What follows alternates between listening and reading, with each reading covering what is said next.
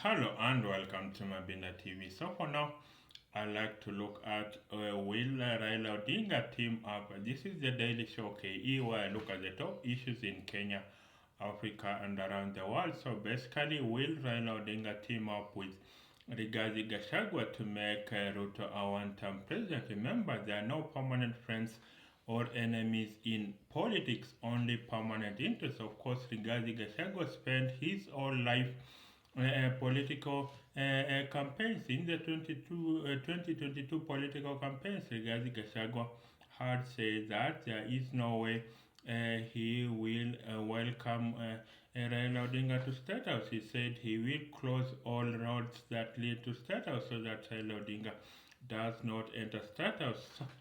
So now that Raila Odinga did not get the Africa Union Commission chairperson seat that went to Mohammed Ali Yusuf of Djibouti, Raila Odinga did not get the seat. So basically, I don't think now the bond between William Ruto and Raila Odinga will be there. Of course, maybe the goal of William Ruto seconding Raila Odinga to the AUC chairman position was to make sure that he leaves the local politics scene, but that is not going to happen now.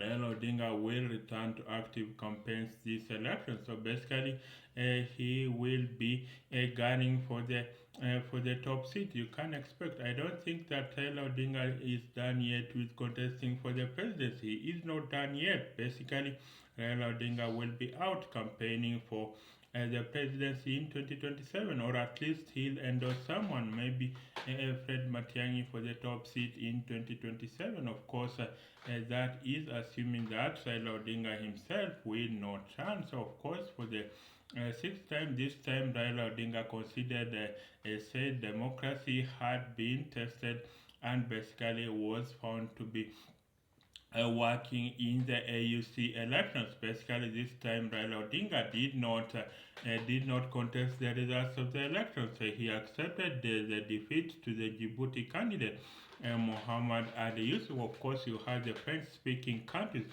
ganging up against Raila Odinga. You had the French-speaking countries ganging up against the English-speaking countries. I think France and had a leeway in the fact that Muhammad Ali Yusuf speaks both Arabic and French, speaks English, French, and Arabic. That made him to be a formidable candidate. But I think Raila Odinga, in having the Africa at his fingertips, basically that is going to be a great loss to the AU. Remember, the AU must reform, it must adapt, it must continue to champion African interests. That is the Africa Union must champion African interests. I have not gotten a sense that the African Union champs the basically fights for Africa. I've not gotten that sense that the African Union fights for the causes of Africa. I've not gotten that sense. So basically, right now, for Raila Odinga, I think he would have made a more formidable candidate as the AUC chairman.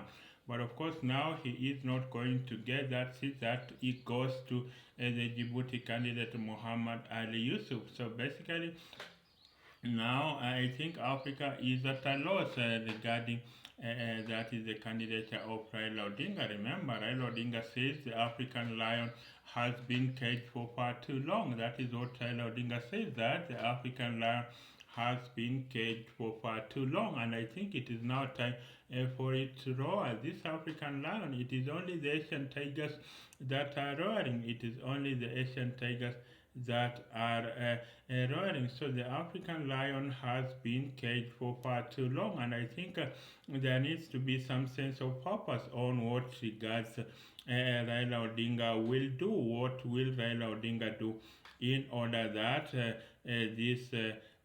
he gets the AUC seat? That is, he goes back to local politics. But I think one of the hindrances of our local politics is that it is not organized around ideology. Our parties are mere election vehicles that fold up as soon as the election is over. Look at the implosion of Jubilee. Now, of course, they want to present Fred Matiang'i as their candidate for the 2027 general election. But I think the greatest tragedy in Africa is that the difference between the ruling party and the opposition party in Africa is not in ideology but in tribe and region where they draw their support from. So that's the greatest tragedy of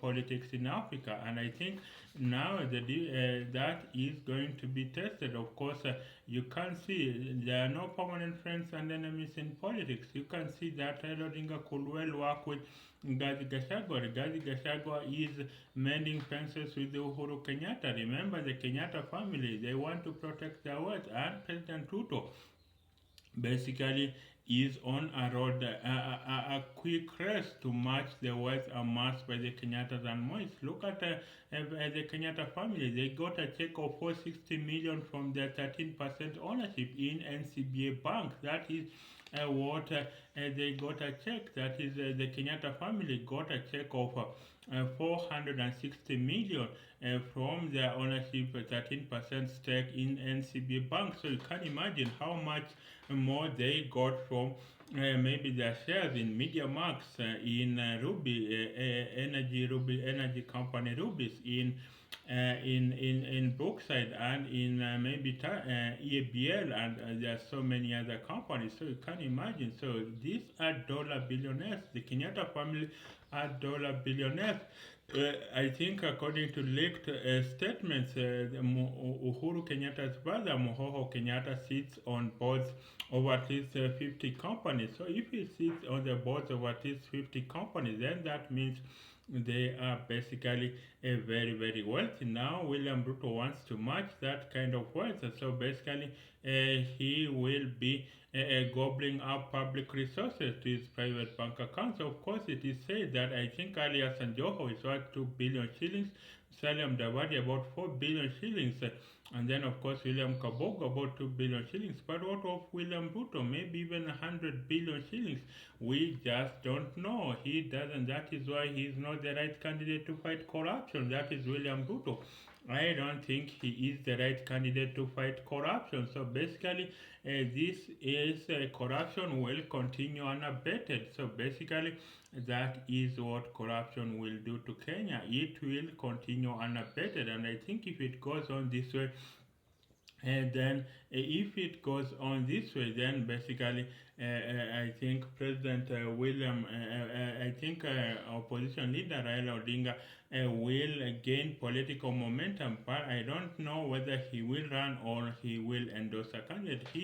His energies are now diminished, but of course he has a core base of supporters. Remember, even with the Gen Z revolution, I don't know whether they will back up, but they are not happy with Raila Odinga that he seconded his key allies to calm down the Gen Z protests. Of course, William Ruto sought to bring him in so that then he could calm the nerves of the Kenyans that were protesting. So I don't think that is an assured thing. I think that that needs to lessen so that then the Gen Zs can have their say, or maybe the Gen Zs need to have their own candidate. I don't know whether they, of course, Kasmuel Makoure went back to the Raila camp, and then of course you have Mercy Tarus, he kept quiet, and then of course you have Morara Kebaso, but of course a lot of kisses are telling him to shut down, to shut up, so that then they can endorse Fred Matiang'i for the presidency. So you can imagine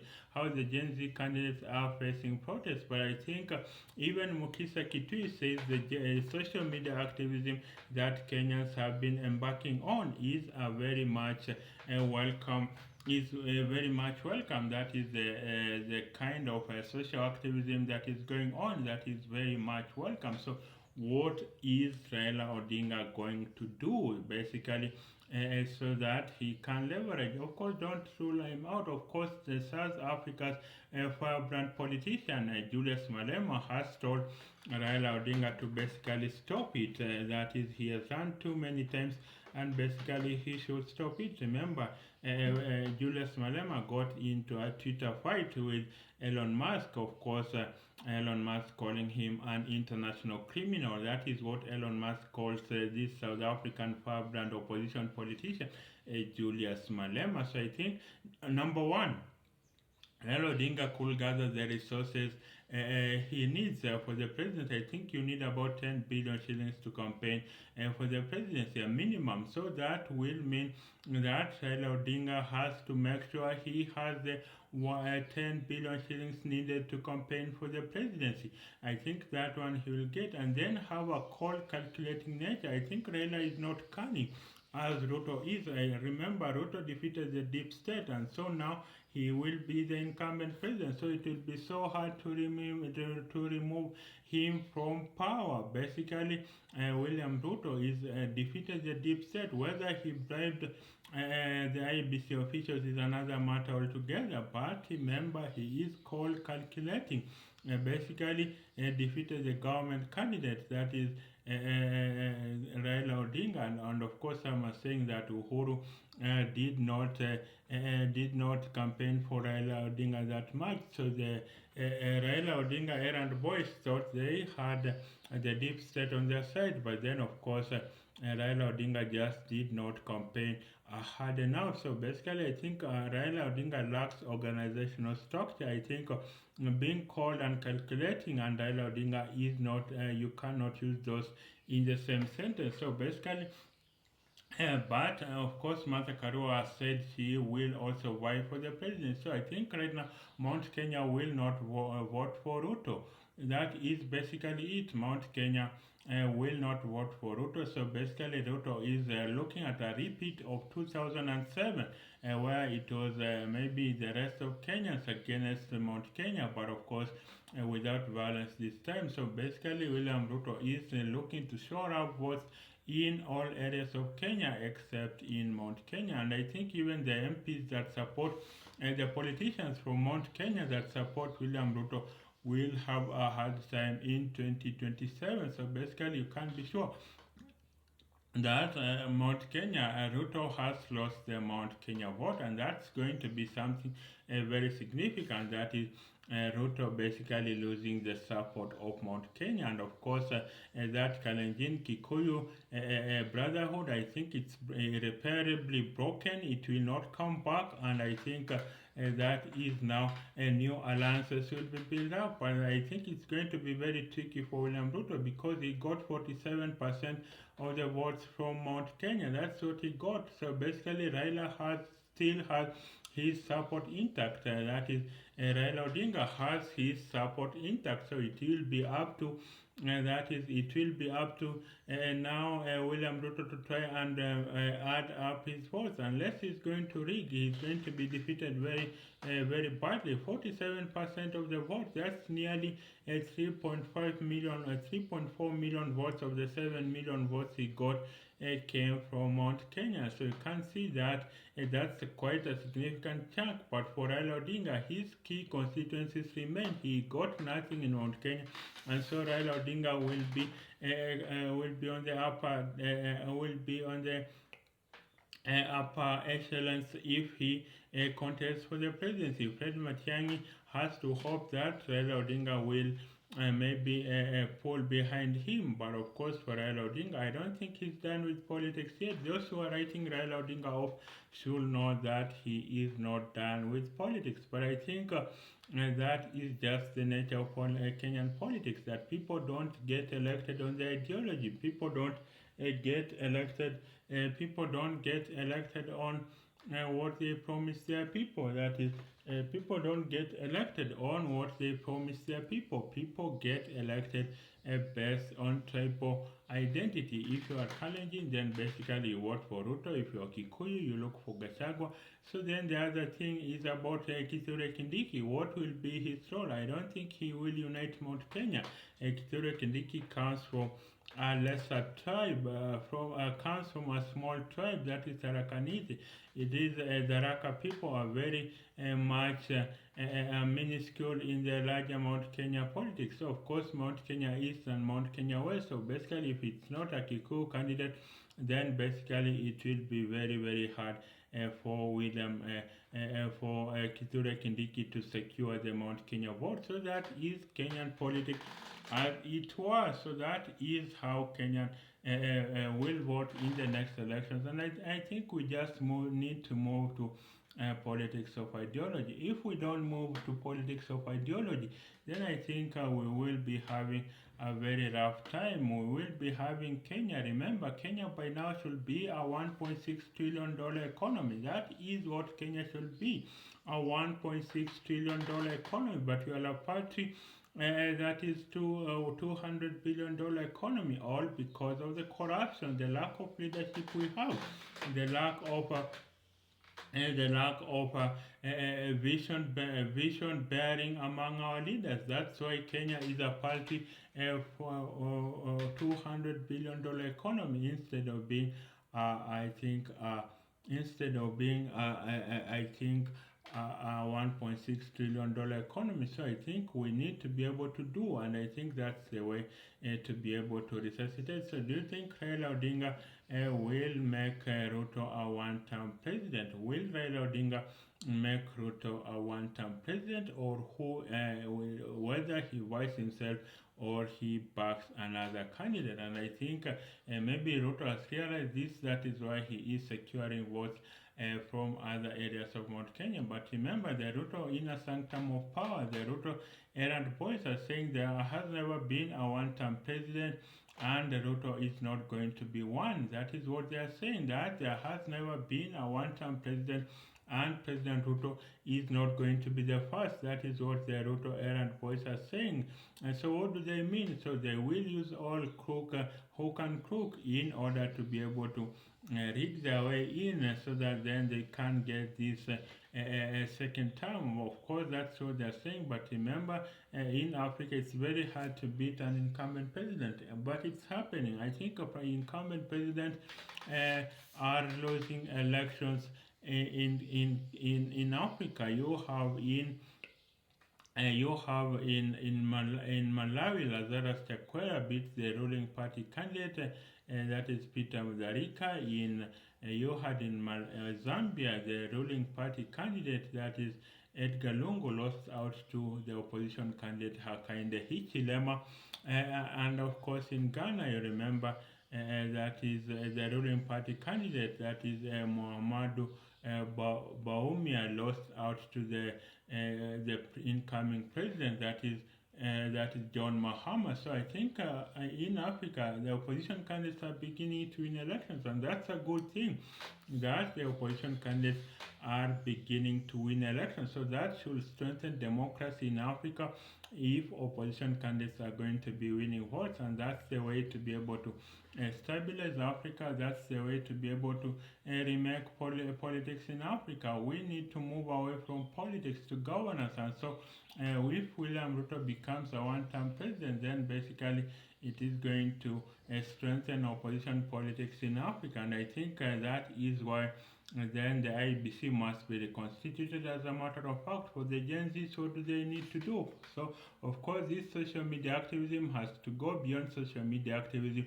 Number two, register to vote, so that then if these Gen Zs register to vote, then they will have, if the Gen Z candidates register to vote, then they will have, and that is, if they register to vote, then they will basically have they will have the power to make elections. Remember, bad leaders are elected when good people don't vote. That is how bad leaders are elected. So basically, that will be it. And I think if the Gen Zs if the Gen Zs register out to vote, then I think this will be a very monumental situation. Then number three, make a culture of political donations. Have a culture of political donations.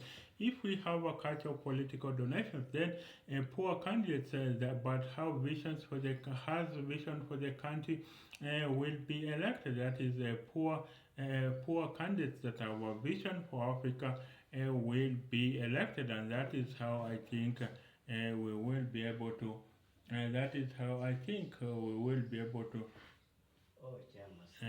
That is how I think we will be able to have a vision for Africa. And I think when bad candidates are elected, when good leaders have no money to run, so I think if we build a culture of political donations, then basically we will be able to fundraise for the poor candidates so that then they can take on the candidates that have money. Remember, to run for president, you need at least 10 billion shillings. So that's even why the likes of Okia Omtata will need to find that money so that they can vote. And I think if they vote, then we will be able to have a country that if they vote, then the Gen Zs will be able to have a country that is basically the Gen Zs will be able to transform this country. And I think so. Number one, register to vote. Number two, make a culture of political donations. Then number three, turn out on election day. Remember, election is also won on turnout.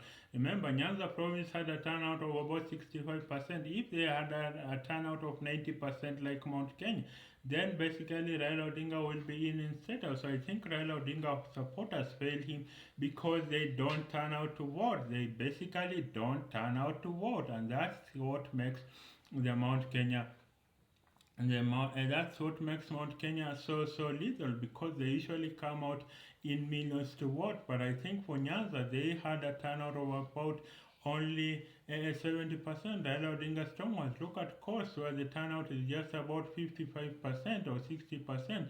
Look at Western, another region where the turnout is just 60%. That is why then we need a turnout of at least 90%. So that's why I say Raila Odinga is not keen on, that is Raila Odinga is not keen on, that is organizational structure that is to be called and calculating. And I think in that way, then they can move towards making William Ruto a one-term president. So that's it for now. And now you can get my two books. One of them is The New 1% Continent, How Africa Can Move from Poverty to Prosperity. That is, then of course you can get the other book, Give Us Your Best and Brightest, Why Are Africa's Best Brains Living. So basically you can get that ebook on my in the comment section. I've pinned the comment to those books on the comment section, and then basically that is Give Us Your Best and Brightest, Why Are Africa's Best Brains Living, where I look at how African during slavery we lost our most physically able, which was the economic differentiator of the time, and now during slave trade we are losing, and now in the knowledge economy we are losing our most brilliant minds. So basically another brain drain. So that's it for now.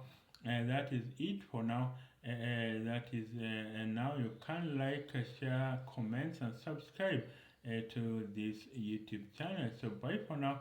Thanks a lot for watching. Bye for now.